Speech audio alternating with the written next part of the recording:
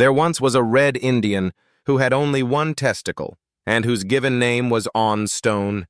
He hated that name and asked everyone not to call him Wanstone. After years and years of torment, Wanstone finally cracked and said, "If anyone calls me Wanstone again, I will kill them." The word got around, and nobody called him that anymore.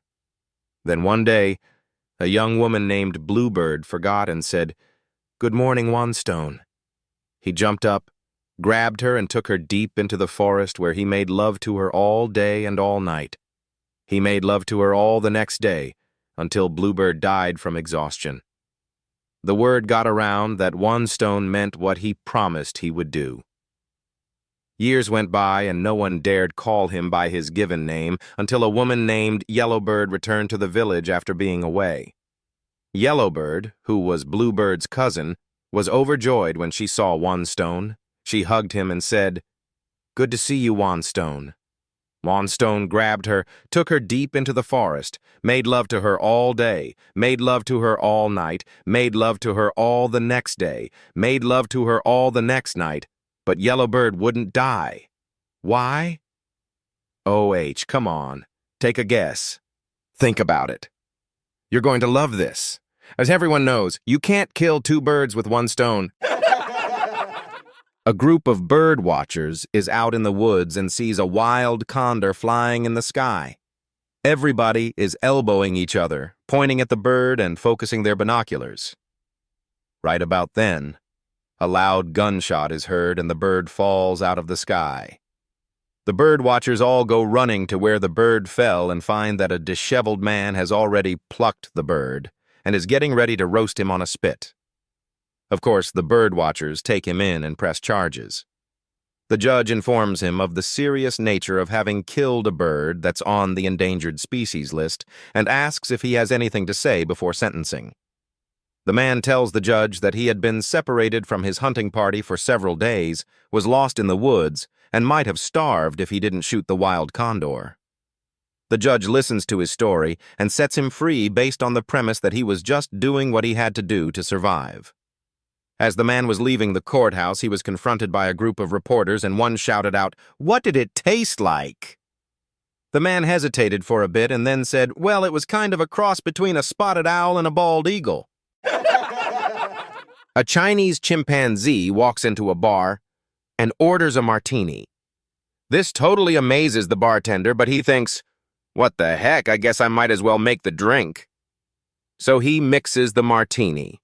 He then walks back over to give it to the chimpanzee, and the animal is holding out a $20 bill. Well, now the bartender is just at a loss for words. He can't believe that a chimpanzee walked into his bar, ordered a martini, and then actually had a $20 bill to pay for it. So, in amazement, he takes the 20 and walks to the cash register to make the change. While he's standing in front of the cash register, he stops for a second and thinks to himself, "Let me try something here and see if the chimpanzee notices anything." So he walks back over to the chimpanzee and hands him a dollar change. The chimpanzee doesn't say anything. He just sits there sipping the martini. After a few minutes, the bartender just can't take it anymore. "You know," he says to the chimpanzee, "we don't get too many chimpanzees in here." And the chimpanzee says, "At $19 a drink, I'm not surprised." One hot afternoon in the town of Married Men Junction, two friends, Mr. Smart and Mr. Cashman, met under the village mango tree to share their weekly marital survival stories. Mr. Smart, adjusting his tie like a philosopher about to drop wisdom, said, "Guy, when my wife is speaking, I'm obliged to open my dictionary to understand her better. She uses grammar that even Google Translate rejects." Mr. Cashman burst into laughter, shaking his head. "Ah, yours is better, oh. When my wife speaks, I must open my checkbook. Every sentence she says ends with, 'Honey, I need.'" The two men sighed deeply, their wives standing nearby like exam invigilators, making sure no man cheated on his suffering. Mrs. Smart, dressed like she was going to court, rolled her eyes and said, "Maybe if you listened more, you wouldn't need a dictionary." Meanwhile, Mrs. Cashman, sipping her drink and checking her nails, added, And if you want peace in this house, that checkbook better be ready before I even open my mouth." The two husbands looked at each other, nodded silently, and whispered, "Bro, we're not husbands. We're hostages with wedding rings." And from that day, the mango tree became the official men's therapy center, where husbands met every weekend, not to play cards, but to cry in financial and grammatical unity. A portrait painter is on his deathbed when he asks his son to come close. He says, "Son, I'm dying, so listen closely." He sneezes on the boy's face. "I have a skin rash, dry cough, pink eye, diarrhea, headache, Koplik spots, sensitivity to light, sore throat, and/or swollen lymph nodes." Then he coughs on the boy's mouth. "So I want you to make sure that your brother gets my brushes." As he says this, he spits in the boy's eye. "Make sure your sister gets my paintings." He convulses, spilling his bedpan over the boy's chest, before speaking his last words, "I want you to get measles." A man is about to walk into a bar known for having lots of beautiful women, when a bouncer stops him at the door. The bouncer says, "We have a dress policy where ties are mandatory for men, and you are just wearing a shirt that's open at the collar. So sorry, I can't let you in." So the man returns to his vehicle to see if he has a tie anywhere. Sadly, he doesn't. But while looking, he notices a set of jumper cables in the back of his car. He's desperate to get into the bar, so he fashions the jumper cables into a rough tie knot around his neck, with the ends dangling free. When he goes back to the bar, the bouncer looks him over carefully and then nods. "Okay, I guess you can come in now," he says. "Just don't start anything. Start." During lockdown in South Africa, Mr. Tunde thought he was the smartest man alive. His wife went to buy sanitizer, and within minutes, he was behind the curtain whispering sweet nonsense to his side vitamin. "Babe, I miss you. My wife is out buying sanitizer," he said softly, smiling like a mosquito that found open skin. But just as he said, "Miss your voice," a familiar voice floundered behind him. "And guess who just sanitized her way back home?" Tunde froze. Even his network disconnected itself. The sanitizer bottle on the table started shaking from fear. Two Irishmen were sitting at a pub having a pint of Guinness, watching people enter and exit the brothel across the street. They saw a Baptist minister walk in, and one said, "Aye, 'tis a shame to see a man of the cloth going bad." Then they spotted a rabbi enter. "Aye, 'tis a shame the Jews are falling to temptation too," said the other. But when a Catholic priest walked in, one of them said, "Now that's a terrible pity. One of the poor girls must be dying." A huge crab walks into a bar and says to the barman, "I demand 1 pint of lager." "I will pay the full price, provided that the following criteria are met. The beer should be served to me within 1 minute of ordering and at a temperature of between 6 and 9 degrees Celsius. The beer should be served in a clean, cold glass, and a beer mat must be provided. If the quality of the provided beer does not meet my high standards, you must agree to refund the full amount charged and provide any additional financial compensation for any discomfort, stress, or time wasted." The barman looks at the crab and says, "Why the big claw?" A circus ringleader and his wife were living with their main act, an alcoholic chimpanzee. The chimpanzee would always do the same thing every day. Find the liquor cabinet, drink a few bottles, screech and destroy things for a few hours, and then pass out in a random spot for the rest of the day. The wife could not stand the chimp, but the ringmaster did not have enough money to find a home for the chimpanzee or the courage to take him along to his AA meetings. So they do their best to limit the chimpanzee's drinking. One day, the wife tells the ringmaster, "You need to get rid of that chimp. It's making me go crazy." The ringmaster, of course, does not want this, so the wife goes, "Well then, tell me what you will do. I'll be in my room." As the wife is heading to her room, the ringmaster sees the chimpanzee grab a bottle of vodka from the liquor cabinet. He walks towards the chimpanzee while pointing at it and says, "Hey, put it down." The wife walks in the room with a shotgun and says, "Good idea." Elon Musk, Tiger Woods, the Pope, and a college student are on an airplane. The plane is going down. The pilot's bailed. It's going to crash. There's 4 of them and only 3 parachutes. Tiger Woods says, "I'm the best golfer in the world. I think I should get a parachute." Everyone agrees. Tiger Woods takes a parachute and jumps out of the plane. Elon Musk says, "I'm the smartest man in the world. I think I should get a parachute." Everyone agrees. Elon Musk jumps out of the plane. The Pope tells the college student, "My son, take this last parachute and live a long, happy life." The college student says, "We can both go. The smartest man just jumped out with my backpack." 2 guys were in a bar, and they were both watching the television when the news came on. It showed a guy on a bridge who was about to jump, obviously suicidal. "I'll bet you $10 he'll jump," said the first guy. "Bet you $10 he won't," said the second guy. Then, the guy on the television closed his eyes and threw himself off the bridge. The second guy hands the first guy the money. "I can't take your money," said the first guy. "I cheated you." The same story was on the 5 o'clock news. No. "Take it," said the second guy. "I saw the 5 o'clock news too. I just didn't think the guy was dumb enough to jump again." A woman walks into a sex shop to buy a dildo. "I want that one." She points to a massive display of dildos on the wall. The manager picks up one of the best sellers. "This is one of our popular models. It feels very real." She points back to the wall and says, "Number, I want that one." So, the manager picks up another one. "Ah, this model just arrived. Comes with multiple vibration settings and textures, but quite pricey." The woman's eyes light up when she finally sees a big, bright red, shiny one at the corner of the wall display. "That one!" "I want that. How much is it?" The manager says, "Oh, sorry. That's not for sale. That's the fire extinguisher." "I think I'm going to lose my driver's license, and all just because of a stupid police officer."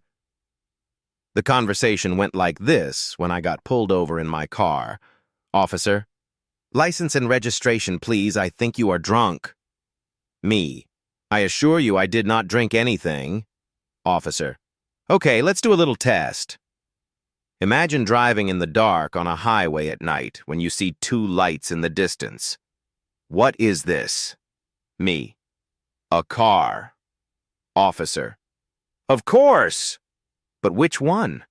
A Mercedes, an Audi, or a Ford?" Me, "I have no idea." Officer, "So, you're drunk." Me, "But I didn't drink anything." Officer, "Okay, one more test. Imagine, you drive in the dark on a highway at night and there is 1 light coming at you. What is it?" Me, "A motorcycle." Officer, "Of course! But which one? A Honda, a Kawasaki, or a Harley?" Me, "I have no idea." Officer, "As I suspected, you're drunk." Then I started to get annoyed and asked a counter question. Me, "So, counter question. You're driving in the dark on a highway at night and see a woman on the roadside.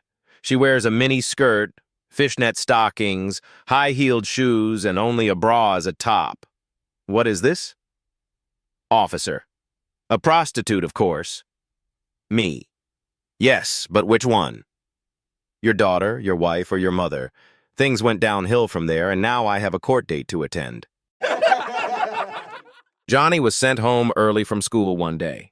His dad, seeing him walk into the house, was visibly confused and asked Johnny why he was sent home. "I failed my math test," he told his dad. "How? We've been studying all week for that stupid thing." his dad replied angrily. First, the teacher asked me, what is 4 plus 2, and I said 6. Dad nods in agreement. Okay, that's correct. Then she asked me, what's 2 plus 4? Dad, annoyed Johnny, even failed. That's the same thing. Johnny replies, that's what I said.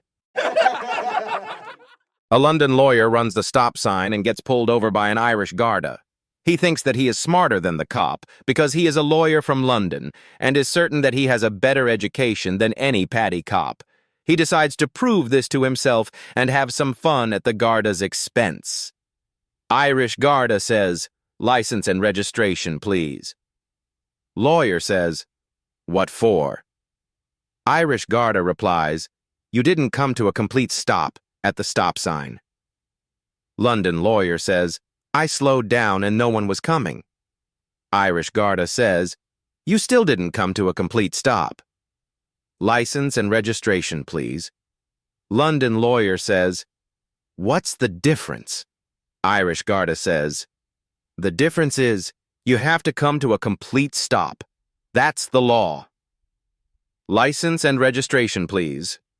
London lawyer says, if you can show me the legal difference between slow down and stop, I'll give you my license and registration and you give me the ticket. If not, you let me go and don't give me the ticket. Irish Garda says, sounds fair. Exit your vehicle, sir. The London lawyer exits his vehicle. The Irish Garda takes out his baton and starts beating the hell out of the lawyer with it and says, now then, do you want me to stop or just slow down? Jane and Arlene are outside their nursing home having a drink and a smoke when it starts to rain. Jane pulls out a condom, cuts off the end, puts it over her cigarette, and continues smoking. Arlene, what in the hell is that? Jane, a condom. This way my cigarette doesn't get wet. Arlene, where did you get it? Jane, you can get them at any pharmacy. The next day, Arlene hobbles herself into the local pharmacy and announces to the pharmacist that she wants a box of condoms. The pharmacist, obviously embarrassed, looks at her kind of strangely. She is, after all, over 80 years of age, but very delicately asks what size, texture, brand of condom she prefers. Doesn't matter, Sonny, as long as it fits on a camel. A new guy starts work at a bakery. He's handed his rota and his eyes lighten up. Great! It's dinner roll day. The supervisor is puzzled to see such enthusiasm for so mundane a task as baking dinner rolls. But sure enough, the new guy goes to it with zest and panache and is soon turning out dinner rolls, the like of which the supervisor has never seen or tasted, imaginatively designed and with a taste and texture beyond all praise or even description. It's the same again the next day when the new guy comes in and looks at the rota. Wow, wholemeal loaf day. And sure enough, he puts the same verve and expertise into making wholemeal loaves as he did into dinner rolls the day before. And soon they are selling like something for which there ought to be a suitable simile when you're telling a story about a bakery. On Wednesday, he takes one look at the words Danish Pastry Day on the rota and immediately bursts into song, turning out tray after tray of beautifully formed and succulent Danish pastries, and on Thursday the excited shriek of Donut Day! Yes! Heralds an 8-hour shift of donuts that God himself would forgive the sins of a whole world for. But on Friday, I don't understand it, says the disappointed supervisor to the master baker. It's his cake day, and he's made barely any effort at all. A police officer pulls over a speeding car. The officer says, I clocked you at 80 miles per hour, sir. The driver says, Gee, officer, I had it on cruise control at 60. Perhaps your radar gun needs calibrating. Not looking up from her knitting, the wife says, Now don't be silly, dear. You know that this car doesn't have cruise control. As the officer writes out the ticket, the driver looks over at his wife and growls, Can't you please keep your mouth shut for once? The wife smiles demurely and says, You should be thankful your radar detector went off when it did. As the officer makes out the second ticket for the illegal radar detector unit, The man glowers at his wife and says through clenched teeth, "Darn it, woman, can't you keep your mouth shut?" The officer frowns and says, "And I notice that you're not wearing your seatbelt, sir. That's an automatic $75 fine." The driver says, "Yeah, well, you see, officer, I had it on, but took it off when you pulled me over so that I could get my license out of my back pocket." The wife says, "Now, dear, you know very well that you didn't have your seatbelt on. You never wear your seatbelt when you're driving." And as the police officer is writing out the third ticket, the driver turns to his wife and barks, "Why don't you please shut up?" The officer looks over at the woman and asks, "Does your husband always talk to you this way, ma'am?" "Only when he's been drinking." Lady, do you smoke? Guy, yes, I do. Lady, how many packs a day? Guy, 3 packs. Lady, how much per pack? Guy, $10 per pack. Lady, and how long have you been smoking? Guy, 15 years. Lady, so 1 pack is $10 and you have been smoking 3 packs a day, which puts your spending per month at $900. In 1 year, it would have been $10,800, correct? Guy, correct. Lady, if 1 year you spend $10,800, not accounting for inflation, the past 15 years puts your spending total at $162,000. Correct? Guy, correct. Lady, do you know if you hadn't smoked, that money could have been put in a step-up interest savings account, and after accounting for compound interest for the past 15 years, you could have by now bought a Ferrari? Guy, oh, do you smoke? Lady, no. Guy, then where's your fucking Ferrari?